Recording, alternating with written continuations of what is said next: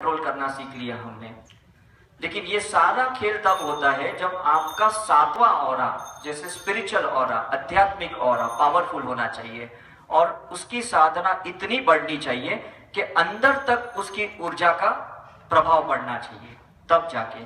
इसलिए काफी लोग हमें कहते हैं जब हमारे पास ऑरा स्कैनिंग के लिए, सर हम तो 2 साल से ध्यान कर रहे लेकिन अभी भी डायबिटीज कंट्रोल नहीं हुआ, या डायबिटीज कंट्रोल नहीं हुआ, अभी तक कैंसर हमारा ठीक नहीं हुआ, क्योंकि अब तक वो बाहर का ऑरा अंदर तक नहीं पहुंचा। अब डिफरेंस समझ में है कि नहीं? तो हम मेडिकली जब ट्रीटमेंट करते हैं एलोपैथी में, हम डायरेक्ट अंदर की फिजिकल बॉडी का करेक्शन करते हैं, जिसमें हम पैरामीटर्स नॉर्मल करते हैं, यूनिट्स नॉर्मल करते हैं, ब्लड शुगर को नॉर्मल करते हैं, थायराइड को नॉर्मल करते हैं, कोलेस्ट्रॉल को नॉर्मल करते हैं।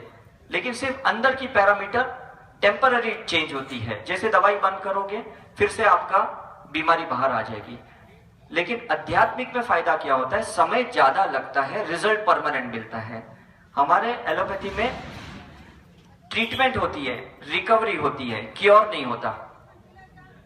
डिफरेंस समझ में है कि नहीं? तो अगर आपको हमेशा परमानेंट ठीक होना है तो इस आध्यात्मिक का सहारा लेना ही पड़ेगा। जितने सत्संग करोगे, जितने ध्यान करोगे, जितने मेडिटेशन करोगे, उतना आपका आभा मंडल स्ट्रांग होगा। गुरुओं का आभा मंडल करीबन 50-100 फीट दूर होता है, हमारा आभा मंडल 8 से 10 फीट का होता है।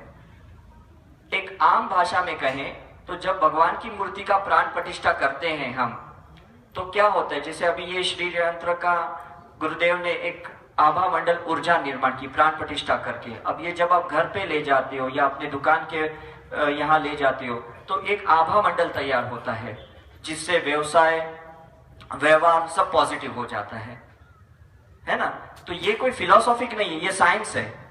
जिस चीज की आप प्रतिष्ठा करते हो ध्यान से, साधना से, उसकी एक ऊर्जा निर्माण होती है, एक बीज अंदर जाता है, फिर उस गुरु की जो कृपा होती है वो शक्तियां उसमें केंद्रित हो जाती है, एक एनर्जी सेंटर तैयार हो जाता है उसमें, और उसमें आभा मंडल, जैसे